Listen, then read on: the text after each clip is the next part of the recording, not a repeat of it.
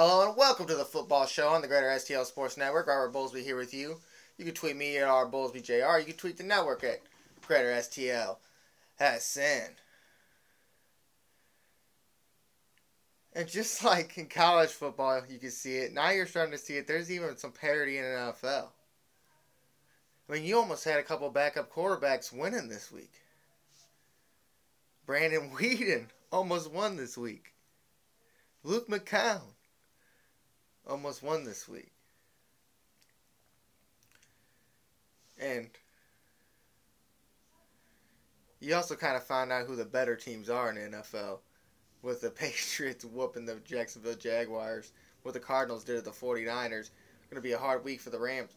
The Bills even showing up, putting 41 on the Dolphins.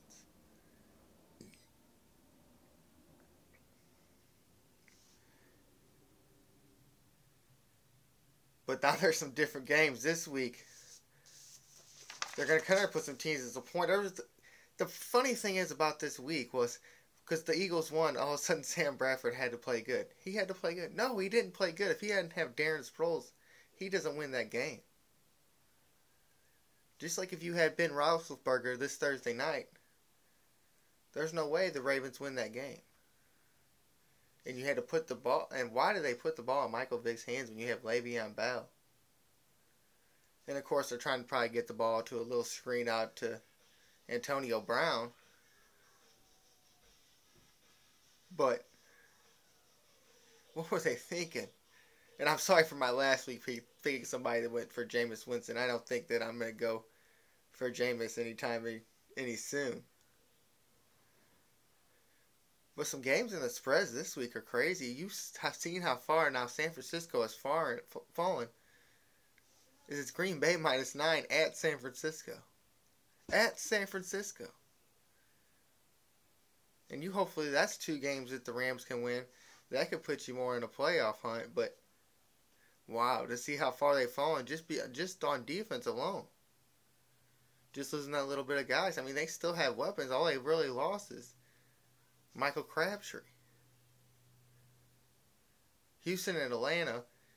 Houston +6.5. And I could see that one. Julio Jones is going off. Matt Ryan maybe has found his zone. And now they got some form out at running back that's consistent. So you can see where Atlanta could start taking over that East. Definitely with the Giants not really knowing where they're at.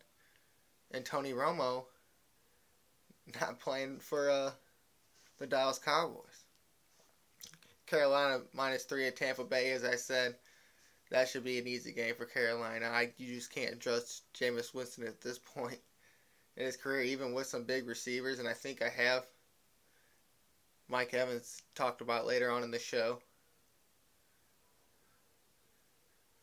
But Cam Newton, you never really know with him either. And it's at Tampa Bay. Lovey Pie has that defense starting to play a little bit. So we'll see how that one goes. Minnesota +6.5 at Denver. Denver's defense is something else. Can you believe that team is actually better defensively than who they have a quarterback with Peyton Manning? They're better defensively than they are offensively. I mean, to see that and for a team that had trouble not scoring enough points, and then all of a sudden you bring a guy like T.J. Ward on, a guy like Akeem Khalib, a DeMarcus Ware, and it just changes the whole complexion of that defense. And you actually take away from having to win the game with just Peyton Manning and that offense. Definitely with the running game. They have no running game in Denver. I mean, they're trying C.J. Anderson. He's going on Twitter yelling at people, saying they shouldn't have drafted me in their fantasy league, saying he doesn't really care, but yet going on Twitter acting like he cares. So you can tell how that's working out. And if you don't have a running game, defenses are going to get to your quarterback when they've lost a lot of their offensive linemen. A lot of their good ones, anyways. So you also got a hurt quarterback back there. I mean, you got to worry about that a lot in Denver, but I think they pretty much got that covered. St. Louis and Arizona. St. Louis +7. We'll talk about that later. another London game, and I was reading another story, which is crazy in the NFL, that there could be multiple games in London within the next year or so. Multiple games with teams not playing in their home stadium and losing a game at home. I mean, is the NFL really making that much money off that? But multiple games, and you've seen New England go over there a couple of times, but they were never the home team. St. Louis, and I think they also played Jacksonville over there. But they were never the home team. They're not going to... Goodell's not going to let that happen to Robert Kraft. He's not going to let him lose the money, even though he's probably making money going over there. And it's the Jets -2 at Miami in the London game. There was another story that the Jets and their things that they brought over 2-ply toilet paper because England uses 1-ply. I wondered, is that going to clog the toilets? So they got their own special waste system to get rid of that? Because, you know, sometimes you put things in the toilets, it kind of messes it up. That kind of backflows a little bit. But I don't know where Miami has lost it. And I really think that Ryan Fitzpatrick can get this team with players like Brandon Marshall, who really coughed up the last game. It really wasn't Fitzpatrick. But he's not a guy that's going to drive you down the field and get points quickly. But if you have somewhat of a running game and someone for him to throw to, which he was good when he had Andre Johnson in Houston. This is probably a game that they could be very easily won. Definitely with the amount of points that defense of Miami is putting up.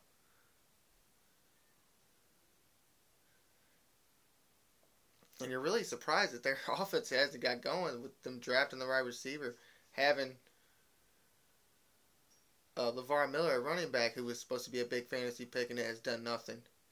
Tannehill got paid, is supposed to be a top flight quarterback, and he hasn't played well this season. And then you move on to the next game, Jacksonville +9.5 in Indy. Indy's still a little scary. You still don't know what you're going to get. And then now there's reports that Andrew Luck has a hurt shoulder. They had to put Josh Johnson on the roster. I mean, this could be one of those sneaky games where Jacksonville comes in there and actually gets a win. I mean, this ain't like this is the big bad Indy offense anymore, and I can't figure it out. And when you don't have a running game, that's not going to, again. And your quarterback's having to run around the field. Andrew Luck's not a big run around guy. But you got T.Y. Hilton out there, you got Andre Johnson out there. And it still hasn't clicked there in Indy. And this might be a game where they get to turn it around. They get to go face Jacksonville, who just allowed up 50 points to New England. Even though New England's been running on all cylinders. But that could be a sneaky one. That might be one that if you were going to do some betting, that you might want to take that Jacksonville +9.5. And the next game is a game that just proves how good Buffalo really is this season. And I'll have a story with Steve Spagnuolo and Tyrod Taylor later. But it's the Giants +5 at Buffalo. And there was a story, in the story it said they're second in the running attack, the Giants are, with Steve Spagnuolo as a defensive coordinator, but they're last in the pass. Well, this is a team that LaShawn McCoy's hurt, and they really haven't found their running back yet. And also, Watkins has been out and hasn't really produced in the games he's been in, and yet this team is still going out there and putting up points with Tyrod Taylor as their quarterback. And yes, a lot of the defense, you have a lot of its scheme. But it's kind of crazy to see how far Buffalo has jumped up to be now being favored at home. I mean, when's the last time that happened? And that was another team that was kind of schemed when they had Ryan Fitzpatrick, but they had a better run game. Now they do have a top flight running back, but he's just been hurt. And they've used Carlos Williams. They've also used Anthony Dixon, but it's mostly been Tyrod Taylor running the offense. And they put up 41 last week. So, I don't know if I trust that one. Definitely because they are more of a defensive-oriented team and more of a scheme team than Buffalo. But hey, they could put up points facing the Giants being last in the league and passing. So that's another game you want to look at, and how Oakland's only -3 in this game with Chicago, when Chicago is basically a sold out. They've set off their lead linebacker in Bostic to New England, their lead defensive end, Jared Allen, to Carolina. Jared Allen said he was more fit for the Carolina scheme in the 4-3. But Oakland hasn't been that bad on offense. And I guess because Chicago's at home, and I guess they give it a more favorable matchup. But they scored 0 points last week. Even though it was at Seattle, they scored 0 points. And I think they're going to put up points this week, but you still have Jimmy Clausen at quarterback. I mean, there's got to be somebody out on the streets that's better than Jimmy Clausen. I can guarantee it.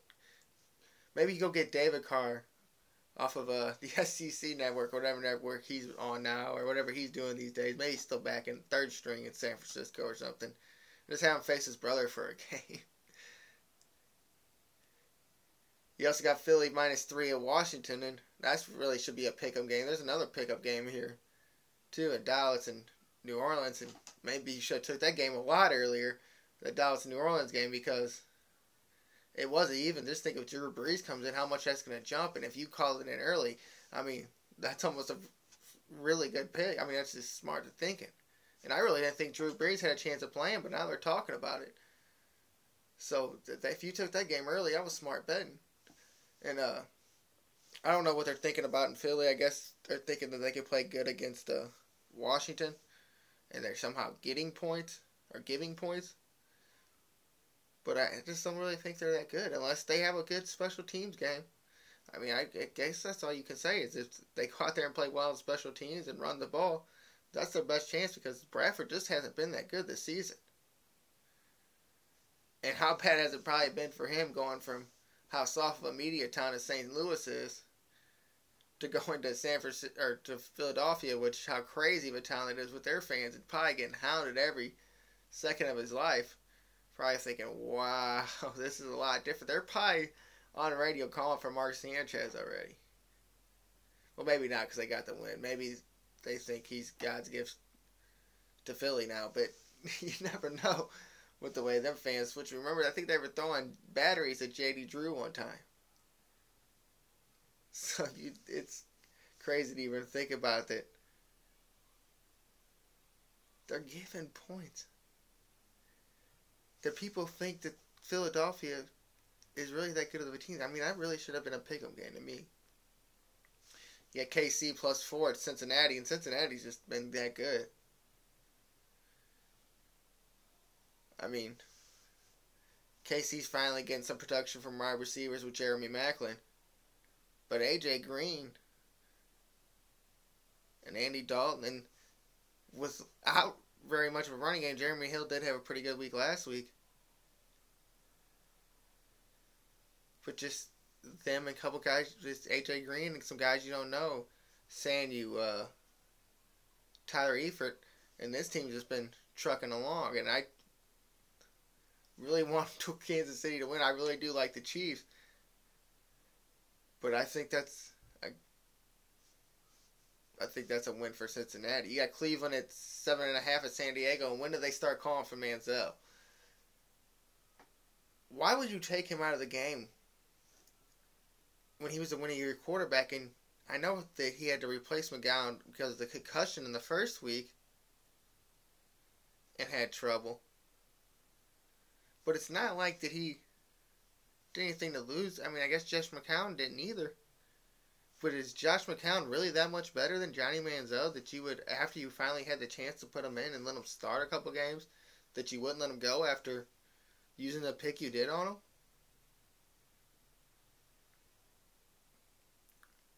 I mean, you see all these other quarterbacks start now, Jameis Winston, Marcus Mariota. Do you really think that he's not ready? I mean, Jacksonville with Blake Bortles, Derek Carr in Oakland. I mean, you don't think it's time to give him a shot yet? When he won you a game and he somehow doesn't get the second start. I mean, that just doesn't make a whole lot of sense to me. Look what happened here in St. Louis when we tried to get Austin Davis going. When Kellen got hurt last year, they tried to play it off like it was a big injury for Kellen, but you really knew who they wanted in. They wanted in Austin because a young guy tried to get something started. And I can't just believe that they haven't tried that in Cleveland. I mean, they're plus 7.5 at San Diego, and it's not like San Diego's been the best offensive team this year because they haven't. I mean, I think they only scored 14 points last week or something like that. But isn't it time to give that guy a shot and let him kind of progress out there on the field instead of holding him back? Yeah, they scored 4, and it was against Minnesota, too. They allowed 31 to Minnesota. When you have a pretty good wide receiver in Travis Benjamin, I can't exactly remember who the running back right now, but he's been getting yards for him, and you just keep running with Josh McCown. When you have this guy, you wasted a first-round pick on. And that's I don't understand if you're going to waste a pick on him. They said they have packages for him and things like that. You never know if we have any Manziel packages worked in there or not. But I just don't see why he doesn't get the full shot. And maybe that's the way to go. Maybe they think that's the way to go, is to give him a chance by only sitting out here in a certain amount of plays, kind of like you do when you have a 4-year starter and you got a freshman or a sophomore that's going to come in after him. But somehow I got to see Johnny Manziel somehow getting in there and beating the starting quarterback in Cleveland. I mentioned the Dallas New Orleans games, even if he took that early and Drew Brees is playing, good looking for you. And Detroit plus 9 at Seattle. They're giving Seattle a lot of credit. I guess you shit out Chicago at home with no Jay Cutler and no Alshon Jeffrey. Most of their other offensive guys are hurt. And you got a Jimmy Clausen, a quarterback, that you're going to get 9.5 against a team with a pretty good offense, even though they're just not the best defensive team. But it's not like Seattle's just killing everybody on offense. They still only scored 26 points last week.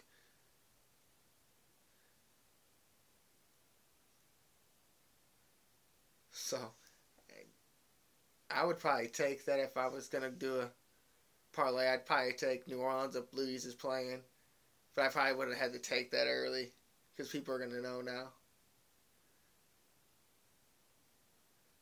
But yeah, Monday night, Detroit plus 9.5 at Seattle. Hey, give it to Seattle, as they're still going to be the favorite, because people still think they're the big bad team on defense, but they only have 2 interceptions this year. It's not like that they've overpowered teams. They still lost to the Rams, only 26-0 to a Jimmy Clausen Bears team. They lost the week after they played the Rams. So I think they're just getting a little too much credit, but it's not like Detroit's coming out and just destroying people. They can't figure it out on defense, and you still have Golden Tate and Calvin Johnson there, so it's just confusing to me.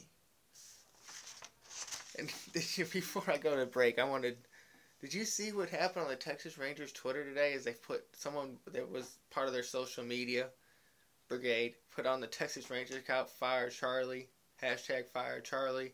Is talking about Charlie Strong of the Texas Longhorns.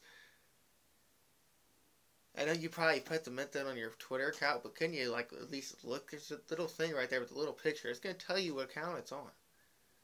And this guy was so stupid and lost probably a pretty good job making money to play around on Twitter by just being stupid and not even being cautious.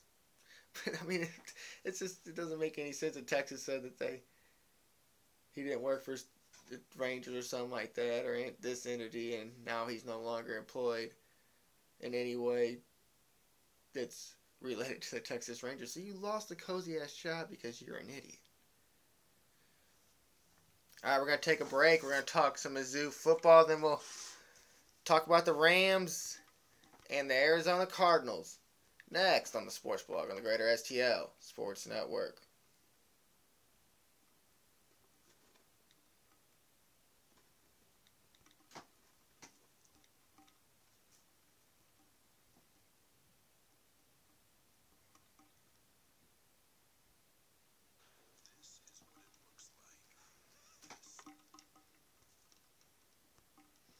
Alright, sorry, having a little trouble with the music, so we'll just go right into it. Because I don't know what happened there. But, how about Mizzou today? Matty Monk getting suspended. Kind of crazy stories came out that it could have been for failed drug tests, and it also could have been that multiple failed drug tests to where he failed for weed a couple times, and now he failed for some kind of prescription drug. But ain't it funny that now you're going to have the Drew Lock crowd, and maybe I'm on it now. Because it looks like a much more efficient offense, even with running the ball. Like they had a little more faith in what was going to happen. And maybe they planned it for South Carolina. Or maybe South Carolina's up front is not as good either. It seemed like Mizzou dominated the game, but Ish Witter, who I'm just saying is not the guy. Maybe he tried the 4-star guy, but he came out today, 17 rushes, 98 yards, 5.8 average, a touchdown.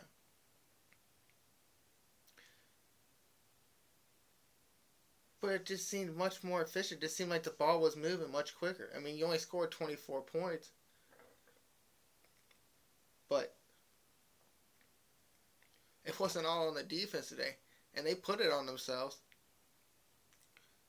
3 interceptions. Brother's another big game, even though he was injured. 7 tackles. Tackling on half for loss. You had your defensive end with 2 sacks, both on 3rd down and an interception. Their leading rusher in this game, and this is what I've been saying about Mizzou. If you don't have a rushing attack, nothing, and it's just shown in the NFL, and even in this game, and even college, and for Mizzou all season, your leading rusher was your quarterback with 60 yards. Total 34 rushes for 112 yards, 3.3 yards a carry.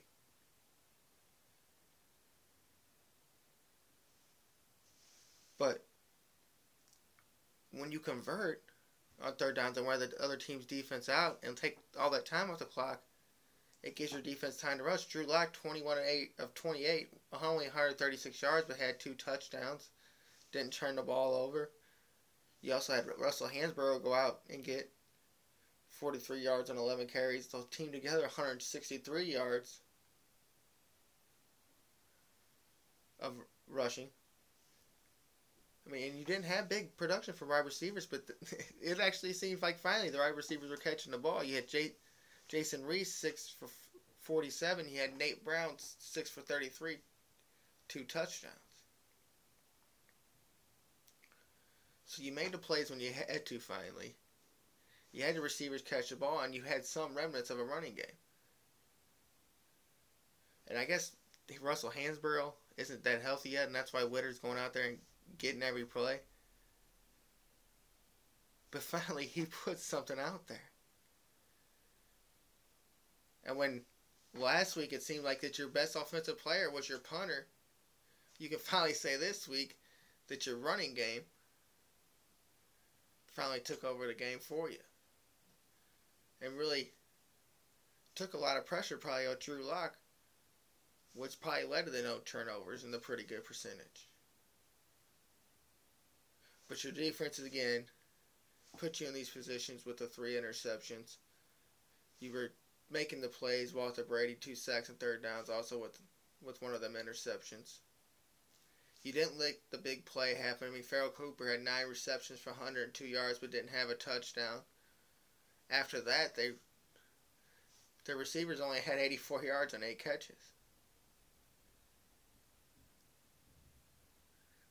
So when you don't allow a big play and stop the run,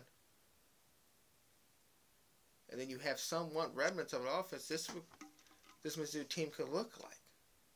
If you get the ball moving on the rushing game, it's going to open the passing game a little bit. And if you let this defense keep doing what they're doing, they're going to put you in these type of positions. But that's what's the problem with Mizzou, is that your leading rusher was your quarterback. That's the only guy that you thought really could get out there and run the ball for you. And he's just really not that type of guy. He's not the Brad Smith or the Chase Daniel guy that can do all that for you. And today, Drew Lock didn't have to do that for you. You let him go out there and make the plays that he had to make to keep the ball moving. I mean, it's not like it was a big day for Lock, 62.7 QBR. But he didn't turn the ball over. And he converted when he had to. Got the 2 touchdowns. So you're hoping the same thing happens next home week when you're playing number 25 Florida.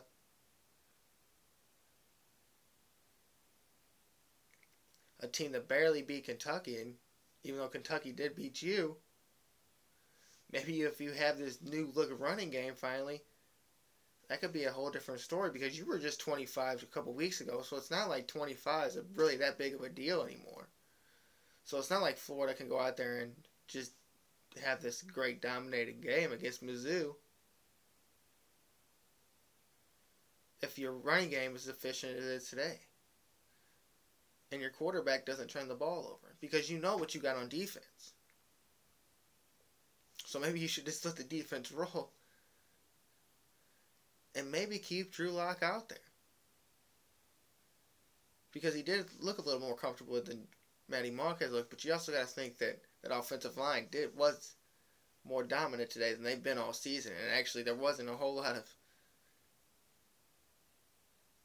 in the backfield a second after the ball's hiked. And when you have Ish finally moving forward instead of sideways, it's going to make the offense flow along. So it's the 104th homecoming game next week at Mizzou against number 25 Florida. Now I want to talk about a story that I seen on NFL.com. Supposedly it was talked about in the paper. But it's just this nonsense of just how the Rams just don't seem all that serious about things sometimes. And Jeff Fisher said last week that the Rams were a couple plays away from being 3-0. And people were saying that them plays are called touchdowns. And they were right. But this was a story, it was by Connor Orb around the NFL writer for NFL.com. St. Louis Rams running back Todd Gurley carried the ball 6 times for 9 yards in his highly anticipated debut last week against the Steelers. Part of this, of course, is rust, but part of it was getting used to a zone blocking scheme that Gurley barely ran at Georgia. We had an outside zone run in college at Georgia, but we never ran it, Gurley said, via the St. Louis Post-Dispatch. It definitely requires patience getting those backers to flow and stretch. The DN making sure you're pressing the track and making the cut at the heels of the line. It's something new to the whole offense and definitely new to me, but it's no excuse. It takes repetitions, looking at the other team's outside zones and learning from that. Watching film and with the O-line will get it down. Temporary inspections for Gurley will be important for the Rams and their fans this season when a running back is drafted that high, especially now that he carries with him an expectation of being the next Adrian Peterson or Trent Richardson.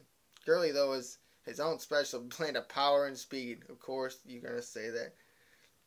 He just needs time. Rams coach, of course, Jeff Fisher said of Gurley's carries last week, he could have gone 50 or 60 on a couple of them. Right there is the moment where most fans would roll their eyes and assume the worst. But they shouldn't do that with Gurley. They'll end up regretting it. Well, if you don't have an offensive line, it don't matter what kind of talent he has. And of course, Jeff Fisher, I've seen a couple carries the last couple weeks. There's a couple carries in that game that could have gone for 50 or 60 yards, and that could have been the play where we would have been 2-1, and then the play in the game before. And it's just going to say the same thing. And I guess you have to say that about your players. And maybe he could have just said it was rust. And you got a guy, Tyler Matthews, saying, well, I don't see why the Rams aren't in the Super Bowl every year with the talent on this team. Well, I don't know what team he's been watching since he's been in the NFL this year, but I haven't seen the talent for the Super Bowl on this team. You haven't seen it at running back. They've drafted a bazillion of them. Isaiah Peed, Zach Stacy, Daryl Richardson. So there have been guys here, and Daryl Richardson was a starter. He was the starter over Isaiah Peed. And Zach Stacy came in and kind of took his place after Richardson was injured.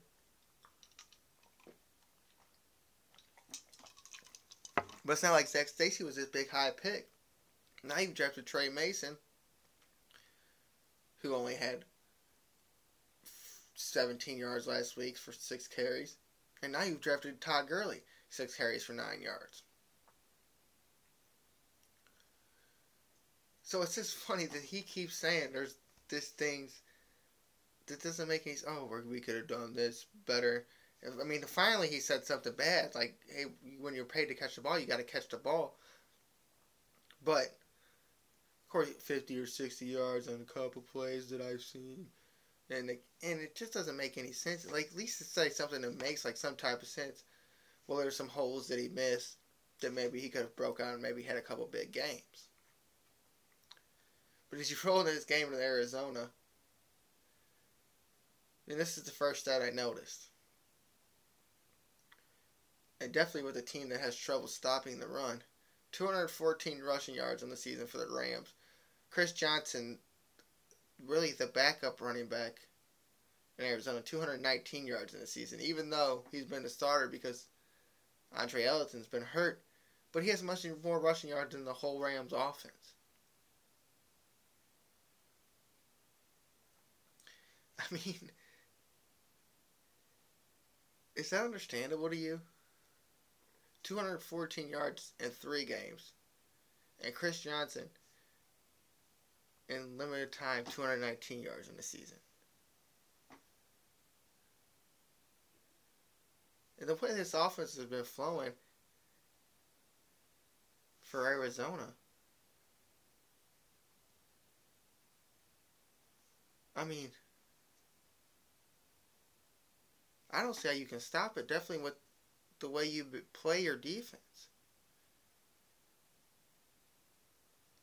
I mean, 81.6 completion percentage against a secondary, last in the league. You have some good receivers here in Arizona. They're going to catch the ball. Larry Fitzgerald's turned it on. 333 yards and 5 touchdowns this year. 5 of the 9 touchdowns across the Palmer has thrown. You got a guy like Josh Brown. You got a guy like Malcolm Floyd. Darren Fells, their tight ends are pretty good.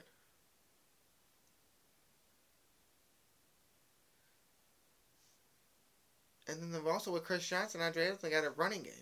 214 yards rushing for the Rams this season. They've allowed 368.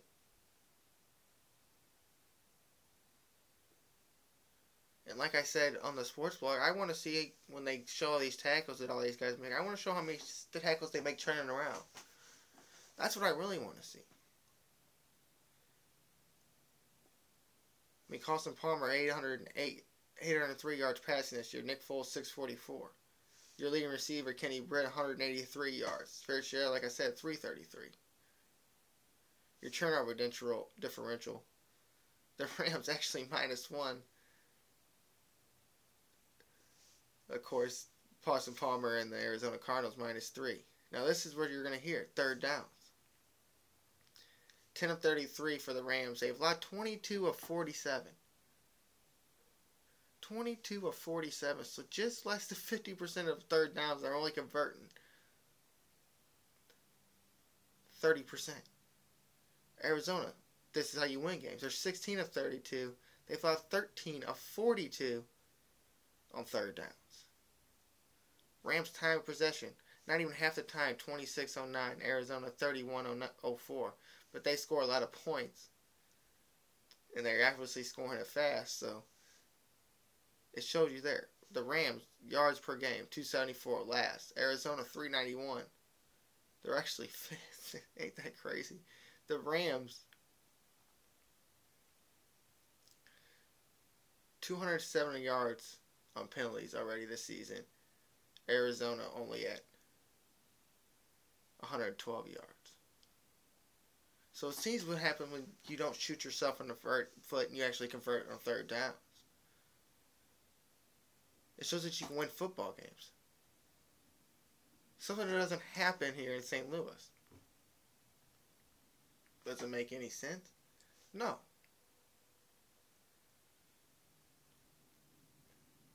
And when you can't run the ball, you're going to have the third and nines where the guys are just going to stand back 9 yards off the ball, which the Rams do every play, and why they have guys that just run slants on them and get 20-yard gains every play. Then somehow they play 9 yards deep with the ball, and the guys still get past them because they think they're going to run slants, and they think they're just better than everybody else, Janoris Jenkins. I mean, how you play that zone defense and get burnt on plays doesn't make any sense. And he always puts his hand on his helmet and looks around and shakes his head like somebody was supposed to be over top. You let a guy that was 9 yards in front of you run past you.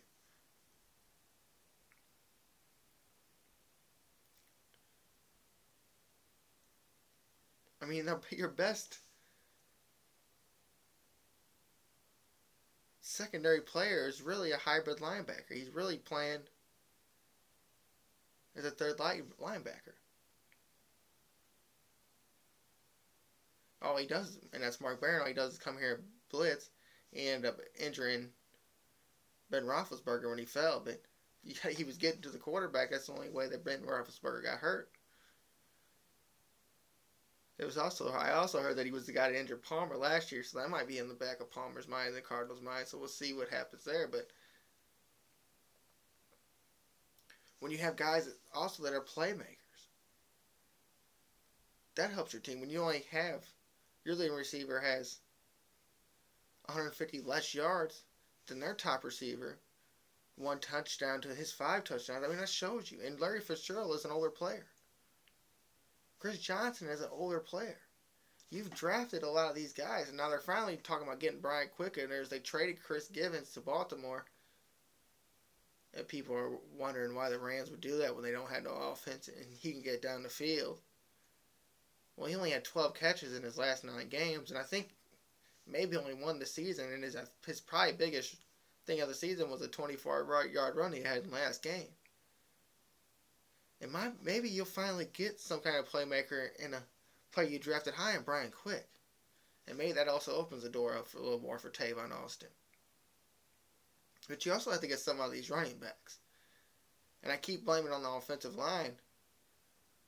But if you draft guys high, they got to make the offensive line better. They got to find their own holes. They can't always be holes made for them.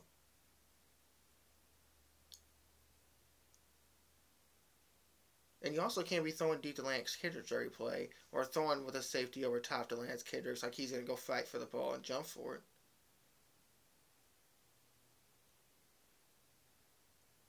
I mean, your big playmaker was Kenny Brett, had a 40-yard touchdown a couple weeks ago. And yeah, he had 100 yards last week, so you did utilize him. But he did drop the ball in that last play of the game, even though the Rams had no chance of scoring against Pittsburgh.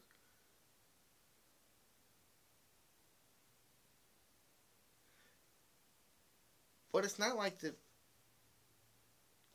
Arizona's really this big bad team on defense either.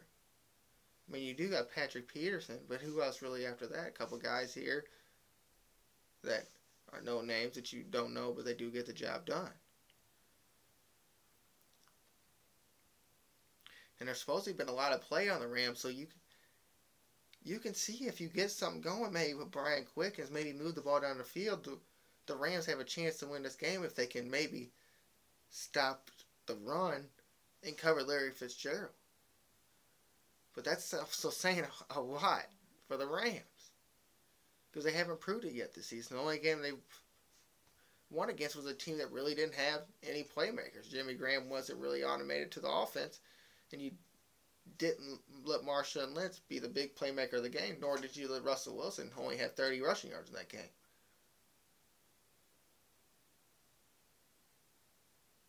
But if you could somehow hold these wide receivers back and not let the rushing game go off, then you have a chance. And they seem to do play better in these division games. But this is on the road at Arizona. Last year when you did play them, they did have Ryan Lindley at quarterback, and you still lost 12-9, or I think it was 12-6, but you still lost no matter what the score was. And they didn't have their top flight quarterback in there. So what are you going to do when he's in there? I mean, even though this defensive line has been dominant, and their awesome stats showing that Carson Palmer's not as good when he's being rushed, what does that matter if you're not covering? When you've seen it. You've seen the touchdown this week. Or last week against the Rams. Not paying attention after they thought that they had Bell down in the backfield and he runs for a big gain.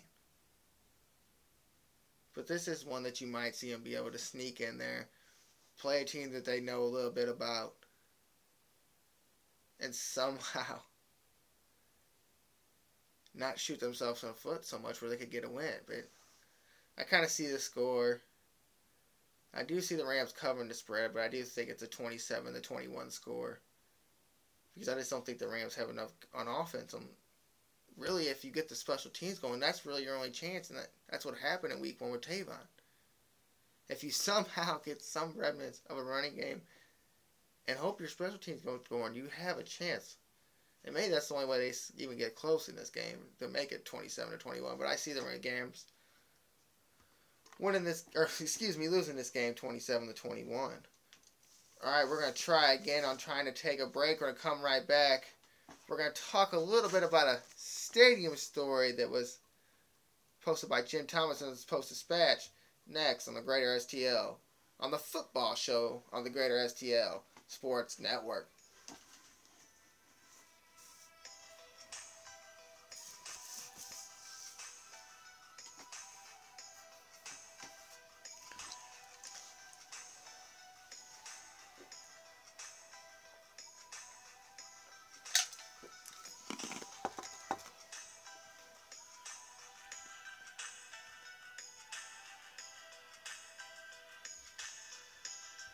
Hello and welcome back to the Football Show on the Greater STL Sports Network. Arbosey here with you. You can tweet me at ArboseyJR. You can tweet the Greater STL Sports Network at Greater STLSN.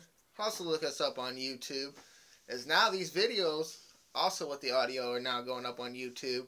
So you could watch them both there in one spot, or you can still go to the Ustream account. Look for us there. Also like us on Facebook and Twitter, all that. Like the videos. Do what you can do to help the network out. Alright, now this is a story about Dean Spanos and Stan Kroenke in the Post-Dispatch, giving them a reason of why maybe they wouldn't pair up in this Hollywood Parkside. And this is kind of crazy and show how kind of Stan Kroenke works and maybe how he got his money, how he could just basically just stab somebody in the back. But in 2013, Dean Spanos approached Kroenke about pairing up on the Inglewood Hollywood Parkside, according to lead sources speaking on the condition of anonymity.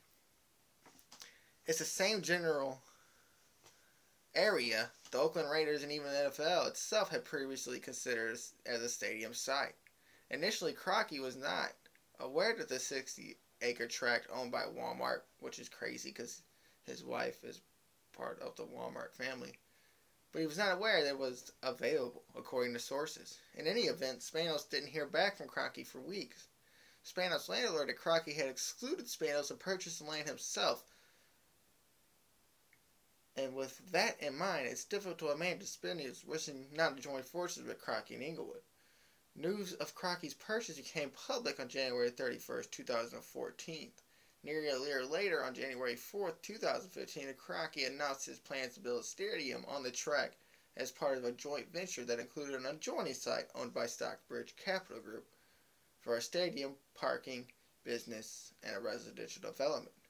Spanos subsequently partnered with Raiders owner Mark Davis on competing LA area stadium plan in Carson. Now that he didn't even know about this, and Spanos brought it up, just, as a courtesy, basically, because Spanos didn't have the money and Kroenke did. And for Kroenke to do that just shows how he works. More of this article said, And you need to go read it in the Post-Dispatch. Jim Thomas, look it up. Furthermore, in this article, it said Kroenke was offered a chance to buy the Rams and keep him in LA, and he chose to go with the group in St. Louis. And thought that bringing it to St. Louis would be more profitable than leaving it in LA. He had the chance to buy on his own already.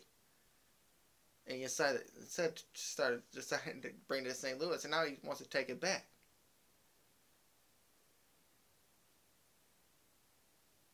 And I'm kind of glad Spanos came back at him with him so quick. I don't know if Kroenke expected that. After he did it, that Spanos would find a way to somehow get his own site going. It said Spanos would probably only join Kroenke if it was his last shot to get a stadium at all. But it just shows how Kroenke works and how people like that get their money. Is they just backstab people, take their stuff, and you gave me the idea, it's my idea, I have more money than you, I'll do it myself. And it just kind of gets irritated, kind of pisses you off even more about the way Stan Kroenke works and how he's not even getting us a chance in St. Louis. But go read the rest of the article. It's an intriguing article, Jim Thomas, Post-Dispatch. Alright, here's my story about Spags. This is from NJ.com, James Cratch. This is Steve Spagnuolo, former coach in the NFL, former assistant coach in Baltimore, now defensive coordinator for the second time for the New York Giants, where he got his NFL head coaching job last time for the Rams. Before coming back to the Giants as defensive coordinator, Steve Spagnuolo was an assistant in Baltimore. And this is Steve Spagnuolo talking about Buffalo Bills quarterback Tyrod Taylor. He was the best athlete on the team down there. Spagnuolo recalled he just had fun playing, and now he's taking it into that starting role in Buffalo. I'm happy for him. I don't want him to do good this week, but I'm happy for him. He could have done anything. I kept trying to get him to play safety at corner every day, and he was smart enough to know that he was a quarterback, Spagnuolo said. It was obvious to him in Baltimore that Taylor could be a successful starting quarterback if given a chance. I kind of thought so if you got him in the right situation, plus someone puts together the right package. I think he could be a starting quarterback. I think Bills' offensive coordinator, Greg Roman, has done a great job. It's been a great fit, and he's a good football player. Now, Spagnuolo's defense, still a work in progress after 3 games, has to find a way to stop Taylor. The G-Men's second against the run, but last against the pass. I've got a great deal of respect for Tyrod Taylor. He gave the Baltimore starting defense headaches every day, Spagnuolo said, especially on Friday when it was a red zone day. If he tucked it in and put it in, he was getting in the end zone. It used to drive them guys nuts. He's a good football player. He's smart. And he's going to be a challenge. What shows you how great evaluator of talent is that the starting quarterback that put up 41 points last week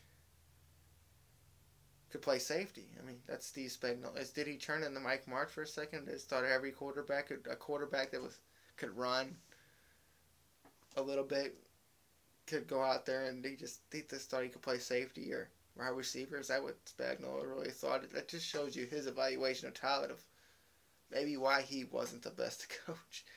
And you don't even know if that's a true story, if Spaz is just making something up, just to say something.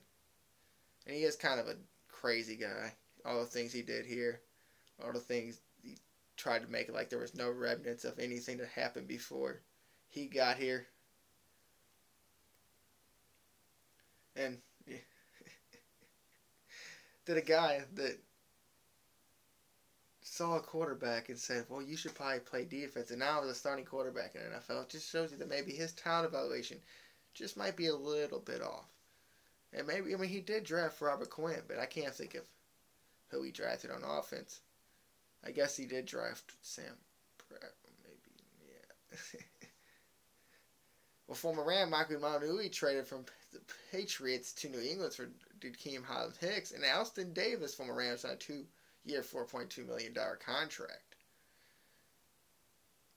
It just shows you that some former Rams that we might not have had to give up actually kind of are probably good players. Now he's probably more of a fullback tight end, more of a blocking tight end. but he could probably catch the ball better than Jared Cook, or probably maybe not lose the ball in the lights. I don't know if Tom Brady would have accepted him losing the ball in the lights. I don't know if he would have accepted that as as an excuse to trap the ball.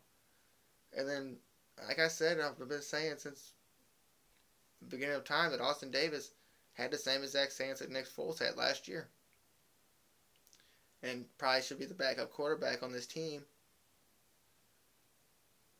And he never going to get that chance because they fell in love with Case Keenum for some reason. I don't know.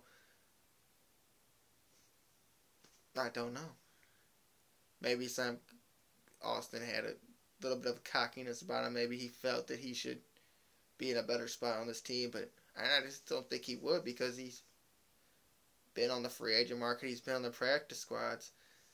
But that he had the same stats as your starting quarterback last year does now, and it's not like your starting quarterback played that great. I just don't see how he's not the backup on this team.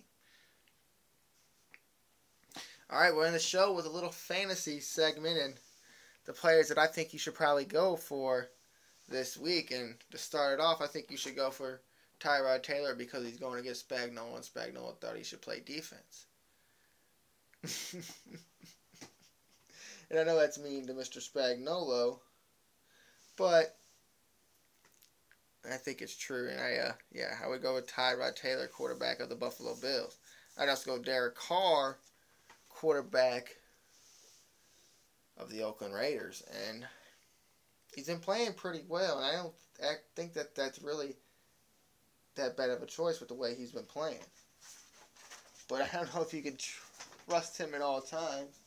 And I'm trying to find the paper see they're playing. And they're playing Chicago, so they're going to get a lot on the ball with no Jay Cutler, and that's why I picked him, actually. So let's go with that. They're playing Chicago. Chicago's not been very good on offense. 0 points last week.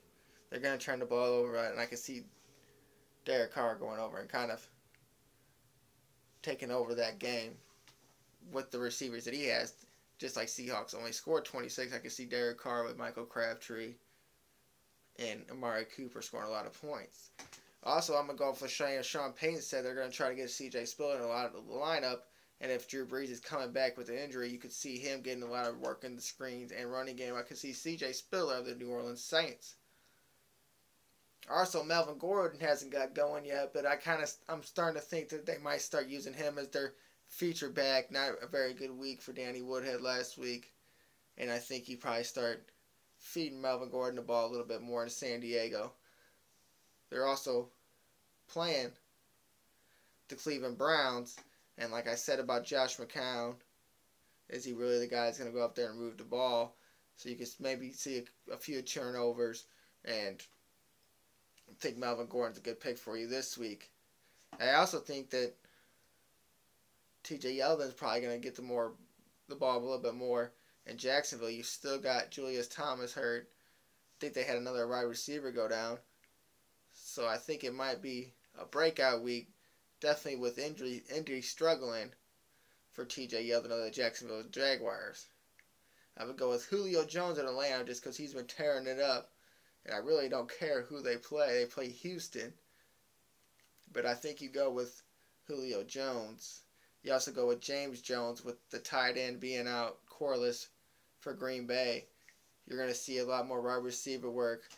You're not playing the best in teams in San Francisco, so you know you're going to score a lot of points, move down the field. And I think with your having a backup tight end in there, you're going to see Jones, a slot guy, get a lot of passes thrown to him. Now, I said I'll never have faith in Jameis Winston, and didn't give you a good play last week with the tight end, but I will give you Mike Evans this week. And I think that even though they're playing Carolina, and that they still could use a game, and Jameis could have a bad week, I do think that he'll be throwing the ball to Mike Evans. So if you need a guy to fill her in there, Mike Evans. At your flex, or maybe your tight end position, I'd go Jason Witten in Dallas. You know Brandon Weed's going to be throwing.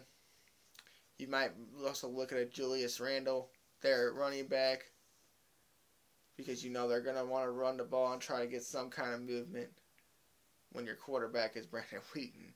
I'd go with Tyler Eifert for the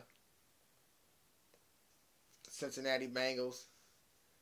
just think that people are going to be a little more looking at the wide receivers, and I think that he's going to be a guy that gets a little more look at this week for the Bengals.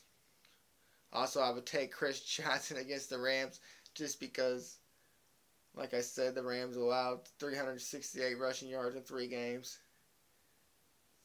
So, you look at Chris Johnson. I hope he doesn't do good. And just for another throwing in there, Clay Harbor of Jacksonville, the tight end. Look to him maybe get a little more of the ball as Jacksonville plays against the Indiana Colts. So that's a little fantasy for you. Tyron Taylor, Derek Carr, C.J. Spiller, Melvin Gordon, T.J. Yeldon, Julio Jones, James Jones, Mike Evans, and Jason Witten, Tyler Eifert, Chris Johnson, or Clay Harbor. All right, that's going to do it for the Football Show. Until next week, I'm Robert Bowlesby. Football Show, Greater STL Sports Network.